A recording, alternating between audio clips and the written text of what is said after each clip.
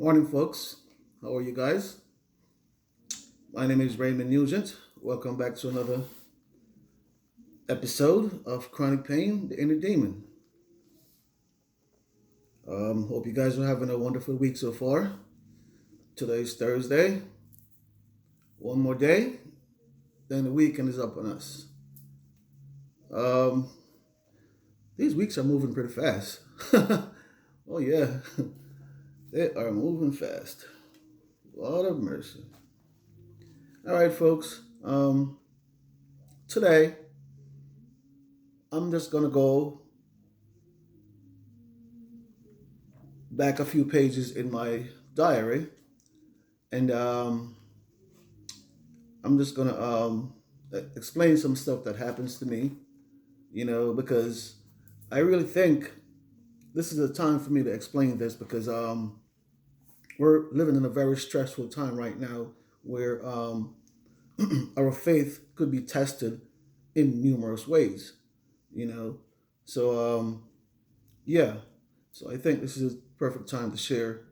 My experience. Um, a few years ago, my family and I went to a function in New Jersey, South Jersey to be exact.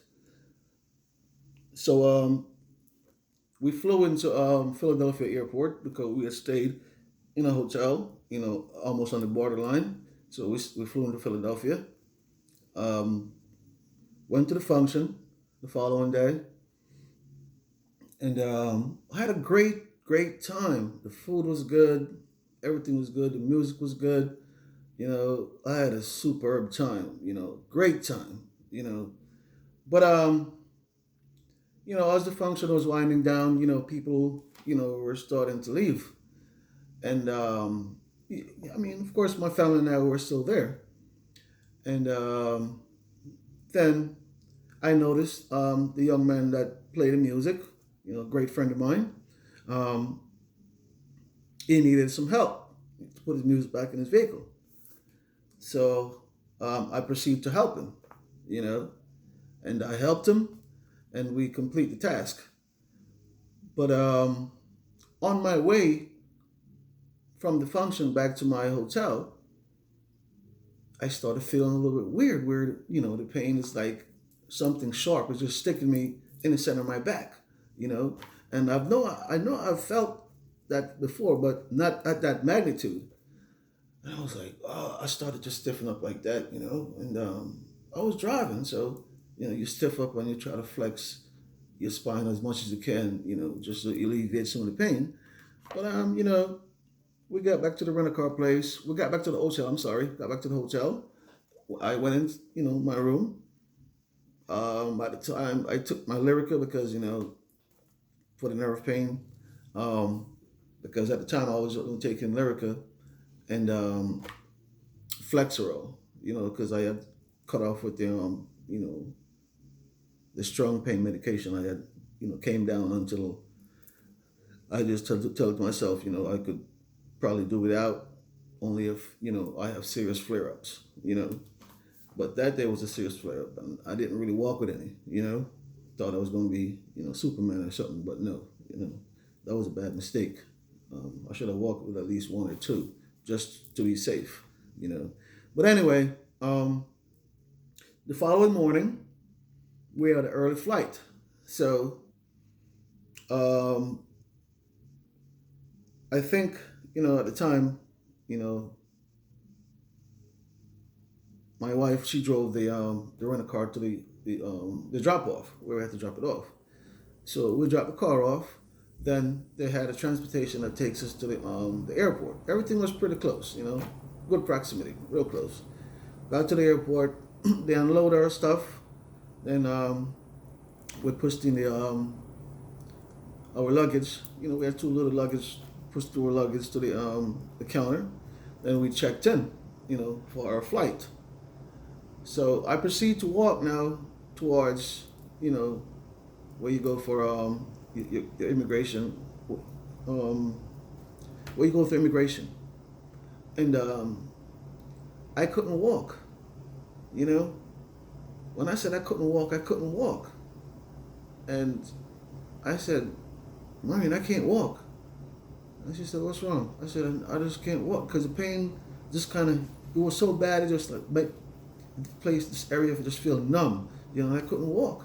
Like I couldn't actually move my feet, you know. And she grabbed the wheelchair and, you know, she was trying to wait for someone to, you know, push me on towards, you know, where I have to board the airplane. But I think the timing was, you know, against us. So she had to, you know, push the wheelchair. And she had two carry-on bags, my big self on the wheelchair, pushing me throughout this long terminal, you know. And while she was doing that, man, even though I was in pain, I just said to myself, I was just like thinking to myself, like, wow, man, what's going on with me? You know what I mean? You know, I just felt like my self-worth was put at test because, you know, at that time, those things could make you feel worthless, you know, feel like, you know what I'm saying, you're just like a burden to someone, you know. Oh yeah, it gives you those feelings, but, you know, it's all psychological, you know. So we got to the airplane, then I board the airplane. Normally, I normally sit by the, you know, by the window, and, you know, she was still at the end. You know, I like to look up for some reason. I don't even know. I just like to look at the clouds sometimes, you know. I just meditate and look at the cloud. I mean, that's something I like to do. But that day, I wasn't looking at no cloud. I was in a lot of pain. You hear me? A lot of pain. So I got up. The plane took off, and I, you know, midway through the flight, when you could get up and walk around, I got up, and I was just pacing the aisle for like about a good 5 minutes. Then I sit for like a minute. Then it gets real bad again, and I get up and I pace the aisle. This is what I was doing all the way through the flight, right? So I remember at one point where I was pacing, it hit me so bad, and I was up the aisle towards the first bathroom. Right before you get to the bathroom, there's a door, you know, and a little mirror where you can look through so you can see on the outside. And guys, impulsively, I just like, man, I wish this door could open so I just jump right out in free fall, you know? Yeah. I said I wish this door could open so I could just jump out and just free fall because the pain was just so bad. Because I know like I'll even die before I get to the ground, but who cares? You know, at the time I really didn't. I just like wanted to free fall, you know, because I just couldn't take it anymore, you know. But, you know, that's impulse thinking, you know. And I'm glad the door didn't open because I wouldn't be here today, you know, to testify, you know. So yes, I'm glad there's a man above that, you know, things like that, you know, wasn't going to happen, you know. So anyway, you know, the flight landed, you know, and I just couldn't wait to reach home, curl up in my bed, take my meds and go to sleep, right? But with all that said, I was challenged that night mentally and physically, you know. So when we're going through these challenges, you know, by thinking or making certain impulse decisions, you know, it could be a split second, you know, because it's all about your tolerance, you know, what you could bear inside and out, or, you know, mentally, physically as well. But I'm glad that night, you know, nothing really happened to me, you know, or I didn't do anything to myself. You know what I'm saying? I woke up the following morning and I was like, man, that's the second time I really felt like I just wanted to do something to myself, because the first time is when I told my doctor back then that I wanted to blow my legs off, and then I told you they sent me to see a psychologist, actually a psychiatrist, and then from the psychiatrist then to the psychologist, and that's how I, you know, proceed to learn a lot of things that I learned because I've been seeing a psychologist now for quite a while, over 14 years. We still talk at least once every 3 months, and she listens and I listen, so, that helps a lot. You know what I mean? A hell of a lot. So my reason for doing this show today is because we're in a very stressful time, and with stress, mental stress, physical stress, the impulse thinking, we have to be careful and be mindful of that, because suicide normally happen on impulse thinking, so be mindful, and if you're going through any chronic stress or any form of stress where you need to speak to someone, don't be afraid, okay?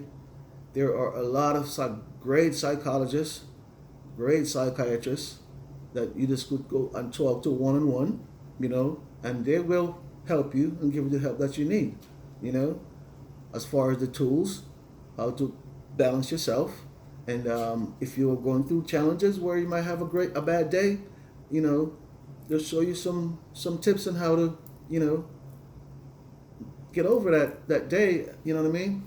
Or those kind of thoughts, or, do other things that's going to distract you from those kind of thoughts, do something you like, maybe go jogging, listen to music, something that's going to get your mind off of stuff like that, because, after a while, you're going to say to yourself, well, I'm glad I spoke to someone, or I'm glad, because it's a weight that's coming off, not even your shoulder, your head. You know what I mean? It's a weight that's coming off your head. It makes you even walk and feel lighter, because, all of that stress that was developed, up here, just unload, so you feel much more lighter just walking out of that office, and that's why I say, just reach out, all right, and get the help you need if you need it. Don't be afraid, don't be shy, because this is the time where I think we're going to see a lot of people like myself need help from psychologists and also psychiatrists, because we have never been through this enormous stress, okay? This stress is enormous, and I don't think none of us has ever seen anything like this, or has ever lived through anything like this. So of course it's automatic that you're going to see a lot of stress, a lot of mental stress, and after COVID-19, it's still going to be here, because job lost, kids out of school, parents ain't got nowhere to put them, no summer camp, it's just a whole bunch that's under the COVID umbrella that's going on, and it's going to take time, and also maybe a slow pace, because it's hard to pick up speed on this right now. Everything that's happening right now, we have to be mindful, because it's going to be in a timely fashion, because you see what's going on with the way they're opening up the states, and even my state, Florida. You see what's going on, right? The spike now, again, it's enormous.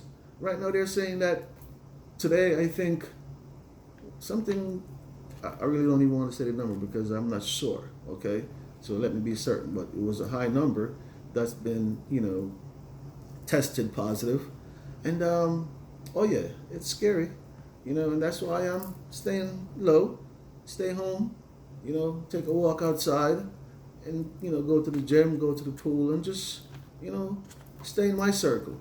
Because when I do go outside, yes, I do wear my mask and do the necessary stuff, because I want to be here and I want to be around for the next 100 years if I can. You know what I mean? So take precaution, because we have to. And